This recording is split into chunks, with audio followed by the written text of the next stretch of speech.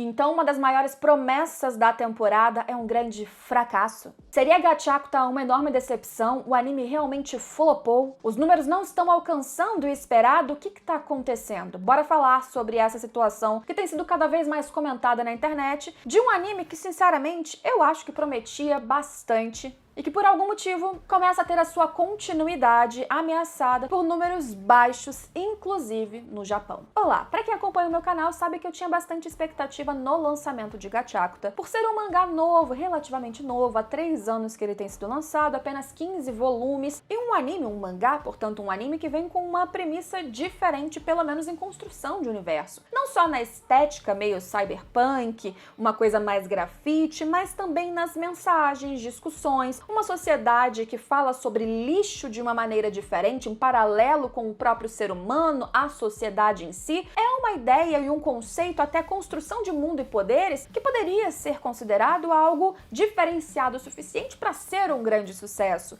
E a estreia até que fez um grande barulho. O estúdio Bones entregou uma excelente qualidade de animação. O que faltaria nesse anime para trazer um grande público? Então, talvez esse seja um anime que sofra, como outros nessa temporada, pela grande quantidade de outros títulos excelentes lançados ao mesmo tempo, ou apenas, talvez, ele não conseguiu atingir o nicho específico para fazer aquele boca a boca e reverberar numericamente para trazer o tão desejado sucesso. Mas o quanto essa afirmação de que Gachakuta é um fracasso é realmente verdade? Bem, eu fui pesquisar e o que eu encontrei foram alguns dados realmente alarmantes. Para começar, eu vi muita gente afirmando pela internet, em alguns posts específicos, que Gachakuta realmente não estava performando bem no Japão, mas que no Ocidente ia bem sim. Não encontrei dados atualizados em notícias oficiais das plataformas de streaming no Ocidente, mas, usando 2 parâmetros diferentes, temos 2 análises distintas. Por exemplo, no ranking do Anitrends, que faz um mapeamento semanal de todos os animes da temporada, Gachakuta mal consegue se manter num top 10. Na verdade, a sua maior consistência foi começar abaixo do top 10, ali no top 15, subir até o top 9 e agora, semana a semana, caindo até ficar mais ou menos ali entre os 15 animes de maior sucesso da temporada. O que, mesmo considerando uma temporada com tantos títulos e títulos importantes e interessantes, não é algo tão bom. Principalmente quando a gente fala de um ranking que considera engajamento, comentários e audiência de um público ocidental. Solo Leveling, por exemplo, é um anime que não conquistou o Japão sabidamente, mas teve números estrondosos fora do Japão. Então, o Ocidente pode e muitas vezes faz a diferença para manter um anime, para manter uma produção, o que não parece ser até este ponto que tem acontecido com Gachakuta. Também não significa que o anime é um grandíssimo flop por aqui. Se você entrar em sites como Animelist, o anime ainda se mantém entre os 5 maiores assistidos, os 5 maiores sucessos da temporada. É claro que a gente está pegando recortes, especialmente no MyAnimeList, depende das pessoas que acessam, que comentam, que tem conta. Não é um índice de audiência confiável quando a gente fala, por exemplo, sei lá, a Crunchyroll, a Netflix divulgou na plataforma quais são os mais assistidos da semana ou do mês. Isso nós não temos, que eu tenha acessado ainda, mas no Japão a gente consegue alguns dados mais importantes e aí sim um pouco preocupantes. Antes do anime estrear, o mangá ele teve uma ascensão de vendas interessante até o seu volume 5 e logo após o volume 5 as vendas foram caindo progressivamente. Isso seria natural, já que não teve ainda um lançamento de anime.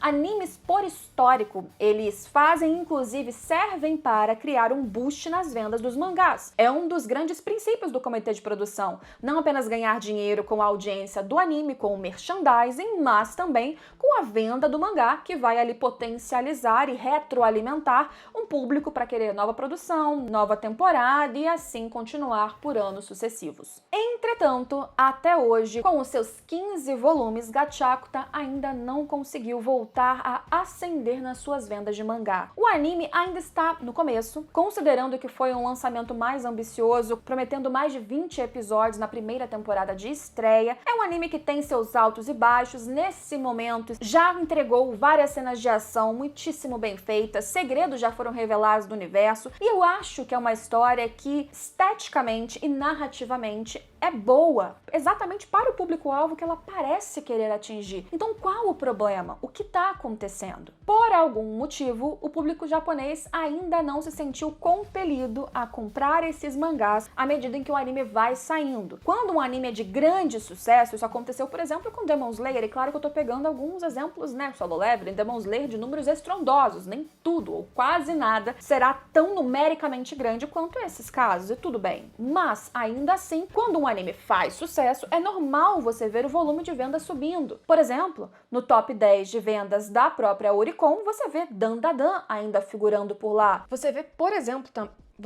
também o The Fragrant Flower Blooms in Dignity, que é um anime dessa temporada que, apesar de nichado, tá vendendo bem semanalmente. Além de, claro, outros nomes que prevalecem, independente de lançamentos, como Demon Slayer e, claro, One Piece. O ranking ele é atualizado semanalmente, isso varia de acordo com a data de lançamento de novos volumes. Mas é expressivo que há um ano atrás, depois do volume 9, Gachiakuta continuasse caindo e isso ainda não tenha se revertido de maneira substancial com o lançamento do anime. Olhando, por exemplo, os dados da Oricon de mais ou menos um mês atrás, Dandadan ainda figurava no top 10, nesse caso em segundo lugar, provavelmente atrelado a um novo lançamento, ainda tinha The Fragrant Flower Blooms with Dignity, e reparem que The Summer Hikaru Died, o verão que Hikaru morreu, também aparece como um dos lançamentos da atual temporada, que também tem o seu mangá impulsionado pelos episódios do anime, o que é o esperado. E o maior potencial de um anime desses em fazer uma explosão ou um ápice de vendas é exatamente na sua estreia. É o que aconteceu com a maioria dos mangás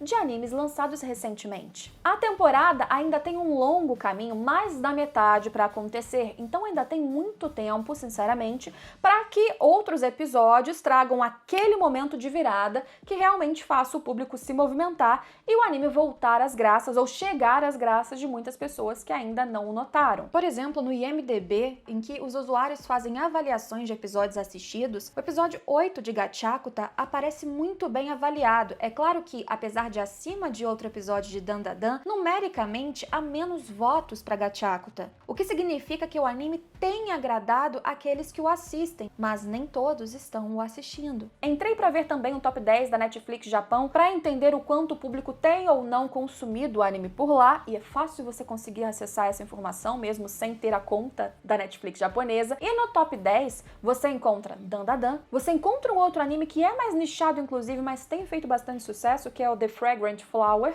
Aparece a nova temporada de Kaiju Number 8, que também está um pouco ofuscada pelos grandes e vários lançamentos dessa temporada, mas parece ainda ter um público fiel. E claro, Demon Slayer, o que não é nenhuma grande novidade no Japão. Mas não há qualquer menção no top 10 a Gachiakuta, que aí sim nas minhas pesquisas, não consigo confirmar 100% essa informação, mas disse que conseguiu se manter neste top 10 por apenas uma semana ou por um curto período. Isso é um problema, porque geralmente numa plataforma como Netflix, o top 10 serve para retroalimentar o público, porque você vê que tem algo no top 10 que você nunca ouviu falar, mas possivelmente é bom porque tá fazendo sucesso e você clica e aquilo vai ampliando o consumo. Quando não tá nesse top 10, o risco de cair num limbo é muito maior. Isso significa que o anime é um fracasso? Sem dúvidas não, especialmente porque, pelo menos no ocidente, a gente ainda encontra num top 10, top 15, top 5 no caso de um My Anime List, que mostra que ainda é um título relevante, bem comentado e que tem potencial de crescer. E eu acho que a estética dele combina bastante com parte do público consumidor exatamente daqui. Não acho que é um sinal de fracasso absoluto hoje, como as coisas funcionam, como os animes são compartilhados mundialmente,